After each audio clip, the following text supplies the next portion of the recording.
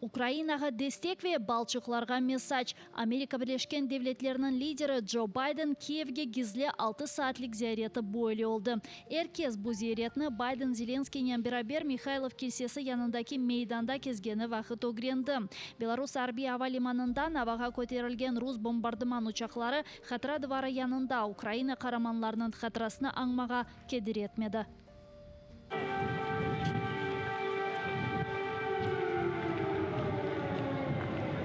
Bu Украинаға Америка президентінің сонке 15 жыл içerisinde ilk ziyaretіdir. Марин сарайында өткерілген көрішмеде президентлер гуманитар ярдым, Украинаға иктисади дестек, Рус террорындан зарар көрген энергетик ихтияжлар музакире етілді. Бұнен бирабер күн теркебінде Женг мейданындаки вазиет ве Украинаға uzun меңзелі силахлар берілмесі ықтималы да бар еді.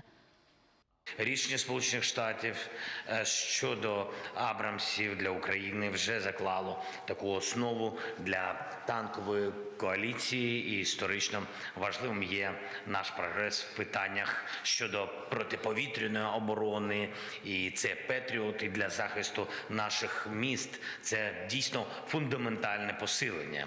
Проговорили питання сьогодні також ми далекобійної зброї та зброї, яка ще може постачатись в Україну, і до цього її не було, і це дуже важливо. $1,5 миллиард силах, олар сырасында танклар, Хаймерс системлері үшін рокетлер яқында Украинаға келечек деп айтты Джо Байден. Бұнен бирабер Русияге қаршы яңы санкцияларыны илян етті ве заферге қадар Украинаға дестек бережеклеріні білдірді. Ви та усі українці, пане президенте, щодня нагадуєте світові, що таке мужність.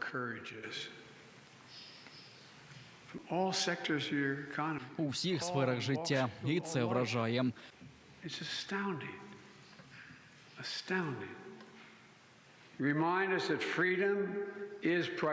Ви нагадуєте нам, що свобода безцінна і за неї варто боротися стільки, скільки потрібно. І саме стільки часу ми будемо разом з вами, пане президенте. Стільки, скільки потрібно.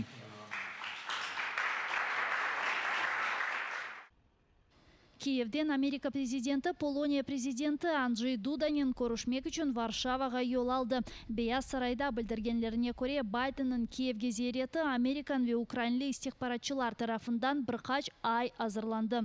Зияреттен 2 saat евелісе чешітлі провокациялар ве ядер силахларға сайып өлкелер арасында мұнақашалар олмамасы үшін Русияге зиярет ақында малюмат берілді. Москованың бұна бинайын реакциясыны açıkламадылар. 9 yıl evvelsi tarihini değiştirgen күн Ukrayna көкyüzü қараманларыны аңа. Bu күн 2014 senesi Kiev'nin merkezinde Rus taraftar iktidары ve faaliyler arasında çatışmalar ketiydi. O vakitki iktidar tituşkalar, berkutlar ve gizlengen casuslarının arkasında saklanaydı. Bir gün içinde o vakit 102 Евромайдан faallerinden 48'i elak oldu. Olar sırasında Kerish sakini Sergey Kamenskiy Ukrayna қараманы da бар еді. Şimdi Житомир taraflarında defnetilgen. Ukraynliler күчлерінің тен olmağanına, zulüm ve gaddarlıkka bakmadan talaplarına ve niyetlerine erişti. Yanukovych rejimi ise kaçmak mecburiyetinde kaldı.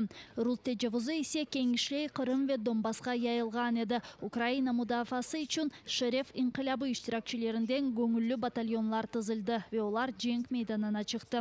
Endi ise resmi kuvvetlere Ukrayna ordusu zemanevi silahlarla Ukrayna'nın şerefini, serbestligini ve bağımsızlığını korçalay. İstiklal için mücadele devam ete деп ayta Ukrayna президенті Владимир Зеленский. Рабів до раю не пускають. Це сенс українського тлумачення волі.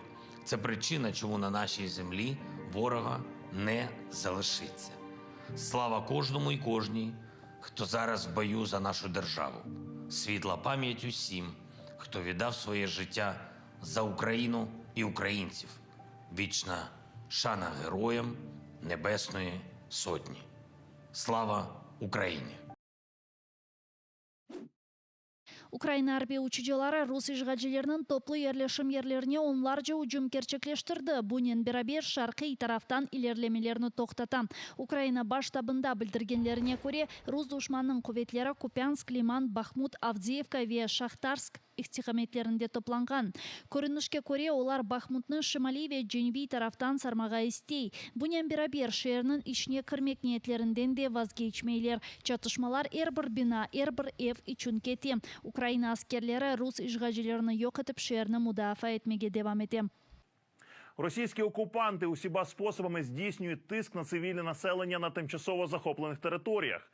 У окремих населених пунктах Херсонської області загарбники облаштовують місця в адміністративних будівлях для незаконного утримання громадян України, яких підозрюють у співпраці із силами оборони України та за проукраїнську позицію. Украинли жасыларны кыдыргандар осыны таптылар. Рус ишгалчылары Ахмеджитте булунган Санкт-Петербург сакинине 5 жыл апис жазасы ве мечбури шекилде психиатрик тедавилев укумуну чыгарды. Санкидерсон эрадам жебеден кечип Украина ордусуна кошулмага истеген. Тынтуф видеосундан көрүнгенине көре у хостелде жашайды. ФСБ хадимлери Санкидерсон адамнын жашаган одасында Кырымнын шымали тарафы ве Днепро районунун харитасына бинтлер, илячлар ве арбий форманы тапты. Форма рус ордусуна айыт, ама üzerinde Украина байрагы тикилген. Санкидерсон адам Украинанын көңүллүү табырларына кошулмага планлаштырган.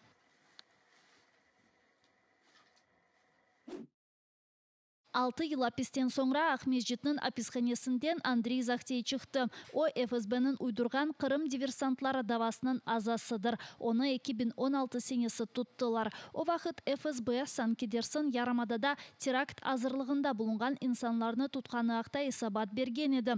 Мабуслерни bir муддет Москованын Лефортово аписханесинде туттылар. Ондан соңра Кырымга кайтардылар. Ама рус зинданларынан Захтей куртулуп оламады. Ахмеджит аписханесинден соңра Украинанын незарети алтындаки топракларга кечмеге истеди, ама оны yollamадылар. Сабух мабусну ябанчылар үчүн Ростов вилаятинде жерлешкен табурга yolладылар. Малум болганы кеби Захтей Кырым ишгал этилгенинден соңра алган рус паспортундан ваз кечти.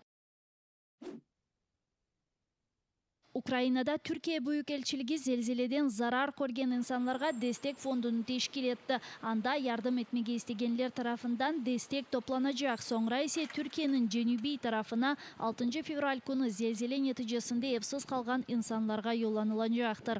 Malum olgаны üzere zelzele neticesinde 41 bin insan elak oldu, 100 binden ziyade yaralandı. 120 binden ziyade ev ise viran oldu.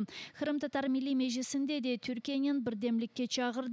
Temsili organın ofisinde 13 Mart'a kadar gumanitar yardım toplayacaklar. Eşyalar, kilimler, töşekler ve ilahri. Іноді майже доброго сусіда можемо поставити вище, ніж просто родича, бо добрий сусід – це все, він завжди приходить на допомогу. Турки прийшли нам на допомогу найстрашні часи, перші дні широкомасштабного вторгнення, саме Байрактари багато в чому допомогли мужнім українським військовослужбовцям зупинити ворога і погнати його вже від Києва. Зараз турки в складній ситуації, ті, які місцевості, де відбувся землетрус. І це буде з нашого боку дуже шляхетно, ми це зробимо.